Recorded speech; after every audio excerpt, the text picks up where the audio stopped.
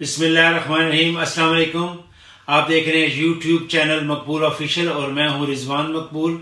आज दिन है मंगल का और तारीख है 2 मार्च और कल है 3 मार्च, यानी कि सेनेट का इलेक्शन, बल्कि मैं इसको सेनेट का इलेक्शन नहीं कहूँगा, मैं इसको यूसुफ रज़ा गिलानी और हफीज़ शेख साहब का इसको मैं इलेक्शन कहूँगा। और ये इलेक्शन के बारे में आप लोग बहुत कुछ सुन रहे हैं। इस इलेक्शन के बारे में कई चैनल्स पे आप देख रहे होंगे, कहीं आप जो हमारे एंकर्स हैं उनको देख रहे होंगे, कई सियासी लीडरान बयान दे रहे हैं जी कि इसमें जो है वो इस्टेब्लिशमेंट जो है वो न्यूट्रल हो गई है और ये मुल्क माशी तौर पे तबाह हो गया है और इसलिए जो है ये इसको हटाना पड़ेगा इस हुकूमत को। और ये सब कुछ आप सुनते रहते होंगे। मरीम नवाज साहबा वैसे तो वो सारी सियासी तौर पे वो मैं समझता हूँ कि अभी इतनी पुख्ता नहीं है। आप उनके बयानात देखें, जैसे उन्होंने कहा 8 दिसंबर को या आर होगा या पार होगा, ना आर हुआ ना पार हुआ। फिर उनका और बिलावल साहब का कहना 31 जनवरी को हुकूमत ख़त्म हो जाएगी, वो भी ना हुआ। फिर उन्होंने कहा जी हम सारे इस्तीफ़े दे रहे हैं। इस्तीफ़े देने की बजाय उन्होंने इलेक्शन में हिस्सा लिया और इस्तीफ़ों वाला मामला तो वहाँ ठप हो गया। अब रह गया लॉन्ग मार्च। लॉन्ग मार्च के बारे में कह रहे हैं जी हम सेनेट के इलेक्शन में की बात करेंगे और सेनेट में सरप्राइज़ देंगे और जो है यूसुफ रज़ा गिलानी जो हैं वो कामयाब होंगे और नेक्स्ट चेयरमैन सेनेट होंगे। जहाँ तक मामला है मुल्क की मायशी जो सूरत हाल है, जो कहा जा रहा है बहुत ज़ोर शोर से कि तबाह हो रही है, मैं आपको इसके बारे में एक दो मिसालें देना चाहता हूँ और आप मेरी वीडियो पूरी देखिएगा और आखिर में मैं आपको बताऊँगा कि कौन जीत रहा है ये इलेक्शन और कौन जीतेगा। अगर मेरी पेशीन गोई को आप जेहन में रखिएगा और कल जब इलेक्शन ख़त्म हो जाए तो आप मुझे कमेंट करके बताइएगा कि मेरी पेशीन गोई कैसी थी।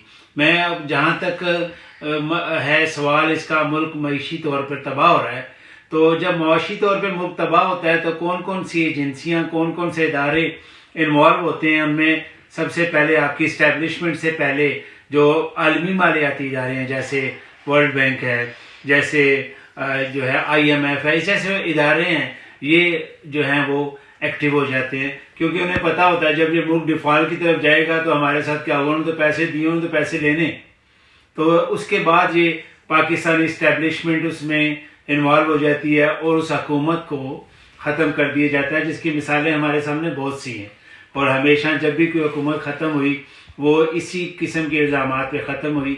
जहाँ तक इस हुकूमत पे इल्ज़ाम है कि ये मुआशी तौर पे मुल्क को इसने तबाह कर दिया है, मैं आपको सिर्फ इतना बताना चाहता हूँ, अगर मुआशी तौर पे मुल्क तबाह रहा होता तो आज हफीज़ शेख साहब इमरान खान के कैंडिडेट ना होते।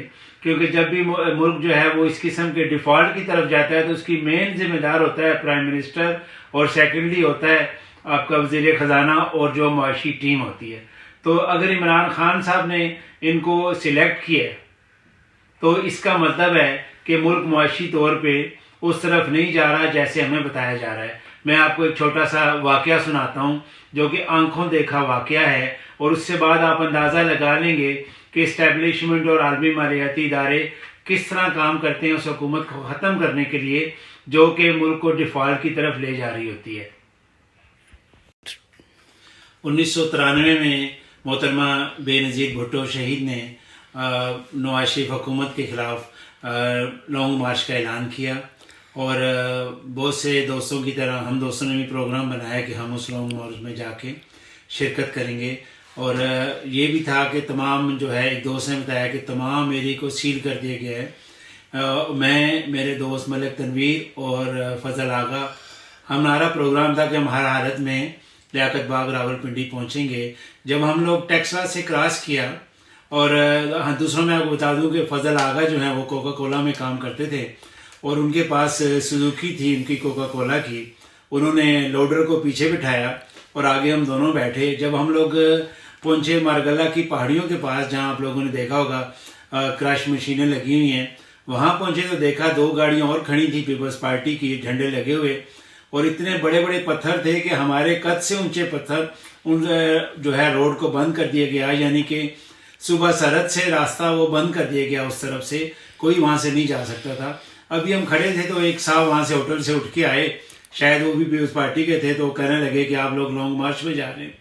हम लोगों ने कहा यस। तो उन्होंने कहा आप यहाँ से राइट हों और सीधे आगे चले जाएं आगे जाके ये स्टोन जो क्रशर जो मशीनें लगी हुई हैं, इन्होंने पहाड़ को आधा काट दिया हुआ है और वहां से रास्ता है, वहां से आप दूसरी तरफ जा सकते हैं पिंडी की तरफ। खैर वो 2 गाड़ियां और हमारा जो सुजुकी का वो जो था डाला, हम उनके पीछे पीछे चल पड़े। वाकई आगे जाके हमने देखा कि पहाड़ जो है वो 2 हिस्सों में तकसीम हो चुका है और उधर से हम लोगों ने गाड़ी को तकरीबन उठा के गाड़ियों को निकाला और दूसरी तरफ हम जाके खैर हम लोग लियाकत बाग पहुंच गए। जब लियाकत बाग पहुंचे तो देखा कि तमाम लियाकत बाग जो है वो सारा बंद पड़ा हुआ है और वहां पे पीपल्स पार्टी के रहनुमा थे आगा रियाजुल इस्लाम, उनसे मुलाकात हुई तो उन्होंने बताया कि बीबी जो है थोड़ी देर तक आ रही हैं। तो हमने कहा जी वो तो उन्होंने कहा जी नहीं, इस्लामाबाद में नहीं है, रात को वो एक चोर रास्ते से हमारे पार्टी के जो कारकुन हैं उनको पिंडी में ला चुके हैं, वो इस वक्त रावल पिंडी में यहीं पे मौजूद है और वो लाजमी आएंगी। खैर हम लोग वहाँ पे खड़े हो गए और जिस बात का मैंने आपसे जिक्र किया जो मैं आपको बताना चाहता हूँ, कुछ देर बाद एक जैसे लैंड क्रूजर ऐसे एक पिजारो जीप आई और हम लोग देख के हैरान रह गए कि उसकी फ्रंट सीट पे मोहतरमा बेनज़ीर भुट्टो जो हैं वो तशरीफ़ फरमा थी। जब वो वहाँ पे पहुंची जहाँ पे उनकी बाद में शहादत हुई तो पुलिस की बहुत भारी नफरी थी। मैं आपको यकीन से कहता हूँ कि कारकुनों से ज़्यादा पुलिस थी।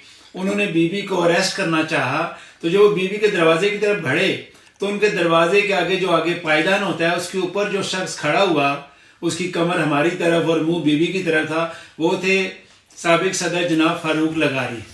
पुलिस वालों ने उनके ऊपर डंडे बरसाने शुरू कर दिए। बीबी ने थोड़ा सा शीशा नीचे किया और बीबी कह रही थी मत मारो फारूक भाई को, मत मारो फारूक भाई को, इस किस्म के, यानी वो अपने भाई को बचा रही थी लेकिन वो लोग मारते रहे। खैर वहां से वो बीबी चली गई। उसके बाद उन्होंने अंदर तो सारा किया हुआ था, वहीं पे उन्होंने तकरीर की। जो बात मैं आपको बताना चाहता हूँ, ये वही फारूक लगारी जिनको 1988 में बीबी ने बनाया था चीफ मिनिस्टर का कैंडिडेट नवाज शरीफ के बारे में, और नवाज शरीफ साहब सबको उठा के छांगा मांगा ले गए और उसके पीछे यही खिलाई मखलूक थी जिसको आप कहते हैं सारे, यही उठा के ले गए थे सबको। और फारूक लगारी साहब चीफ मिनिस्टर पंजाब नहीं बन सके, नवाज शरीफ साहब बन गए। उसके बाद बीबी ने फारूक लगारी साहब को प्रेसिडेंट का कैंडिडेट बनाया और फारूक लगारी साहब सदर पाकिस्तान बन गए। मुझे याद है बीबी ने टीवी पर कहा कि मेरी सियासी ज़िंदगी का सबसे अफसोसनाक वाक़या मेरे वालिद की शहादत है और सबसे जो मैं आज खुश हूँ सियासी ज़िंदगी में अपने वज़ीर-ए-आज़म बनने से ज़्यादा फारूक भाई के सदर पाकिस्तान बनने पे। और फिर आप सब ने देखा उसी फारूक भाई ने बीबी की हुकूमत को ख़त्म कर दिया और बीबी को घर भेज दिया करप्शन के इल्ज़ामात लगाकर। जो बात मैं आपसे बताना चाह रहा हूँ कि जब कोई भी हुकूमत मालियाती तौर पे कमज़ोर होती है, मुल्क के माशी हालात कमज़ोर होते हैं, तो बहुत से इदारे जो हैं, जैसे मैंने आपको बताया आलमी इदारे, पाकिस्तान की इस्टेब्लिशमेंट, वो सारे एक्टिव हो जाते हैं और उस हुकूमत को घर भेज देते हैं। और आपने देखा कि फारूक लगारी जैसे बंदे ने बीबी की हुकूमत को इन इदारों के प्रेशर में आके घर भेज दिया। तो अब मैं आपसे जो बात आपसे कहना चाह रहा हूँ, ये कैसे हो सकता है कि आलमी मालियाती इदारे और पाकिस्तान की इस्टेब्लिशमेंट हफीज़ शेख साहब को कबूल कर लें, जिन्होंने अगर जैसे इनका कहा मान सुन लिया जाए कि मुल्क माशी तौर पे तबाह हो रहा है, तो वो कैसे इजाज़त देंगे इमरान खान को कि उस शख्स को जो मुल्क को माशी तौर पे तबाह कर रहा है उसको वज़ीर ख़जाना बनाए। और दूसरा, शाह महमूद कुरैशी साहब के हरीफ हैं मुल्तान में यूसर रज़ा गिलानी साहब, और रिश्तेदार हैं जहांगीर तरीन साहब के। तो शाह महमूद कुरैशी साहब कभी नहीं चाहेंगे कि ये यूसर रज़ा गिलानी साहब जीत जाएं और कल को ये चेयरमैन सेनेट बन जाएं और उनका मेन मुखालिफ चेयरमैन सेनेट हो। और अगर ये चेयरमैन सेनेट हो जाते हैं तो हुकूमत को कितनी मुश्किलात होंगी। इसलिए ये नामुमकिन है और ये बिल्कुल झूठ है जो आपको बताया जा रहा है कि मुल्क मुआशी तौर पे तबाह हो रहा है। अगर मुल्क मुआशी तौर पे तबाह होता तो इमरान खान अपने वज़ीर ख़जाना को सबसे पहले फारिग करते। इसका मतलब है कि जो मुल्क की मुआशी हालत है वो वैसी नहीं है जैसी बताई जा रही है। आज आप जहाँ भी आप देखेंगे यही खबर है, यूसुफ रज़ा गिलानी, और कोई चैनल लगा लें, कोई टीवी पे देख लें, आपको यही खबरें मिलेंगी कि सेनेट का इलेक्शन, सेनेट का इलेक्शन, सेनेट का इलेक्शन, और कोई खबर नहीं है। और आखिर में था कि मैं एक पेशिन गोई करूँगा इस प्रोग्राम के आखिर में तो पेशिन गोई ये है कि हफीज़ शेख साहब ये इलेक्शन जीत रहे हैं। आप कल मुझे लाजमी कमेंट करके बताइएगा जब रिज़ल्ट आ जाए कि ये इसका पेशिन गोई के बारे में कि मेरी पेशिन गोई कैसी थी। मैंने आपको बताया है कि अगर तो यूसुफ वज़रा गिलानी साहब जीत जाते हैं, हफीज़ शेख साहब हार जाते हैं, तो फिर यकीनन मुल्क जो है मुआशी तौर पर डिफ़ॉल्ट की तरफ जा रहा है। आलमी मालियाती इदारे और पाकिस्तान की इस्टेब्लिशमेंट इमरान खान गवर्नमेंट को के ख़िलाफ़ जा रही है और वो चाहते हैं कि ये गवर्नमेंट ख़त्म हो ताकि मुल्क डिफ़ॉल्ट में ना जाए और यूसुफ रज़ा गिलानी कामयाब हो। अगर यूसुफ रज़ा गिलानी साहब कामयाब नहीं होते तो इसका मतलब है कि मुल्क मुआशी तौर पर बेहतर सिमत में जा रहा है और तमाम मालियाती इदारे और इस्टेब्लिशमेंट चाहती है कि ये जो पाकिस्तान के वज़ीर ख़जाना हैं हफीज़ शेख साहब ये कंटिन्यू करें।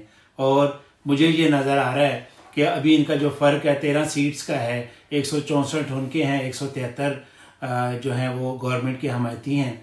और मैं यकीन से कहता हूँ कि ये जो तादाद है जो हफीज़ शेख साहब की कामयाबी की, ये 180 और 90 के दरमियान होगी। कल मुझे लाजमी कमेंट करके बताइएगा कि मेरा ये व्लॉग आपको कैसा लगा। मिलते हैं अगले व्लॉग में। अंटिल नेक्स्ट व्लॉग, अल्लाह हाफिज़।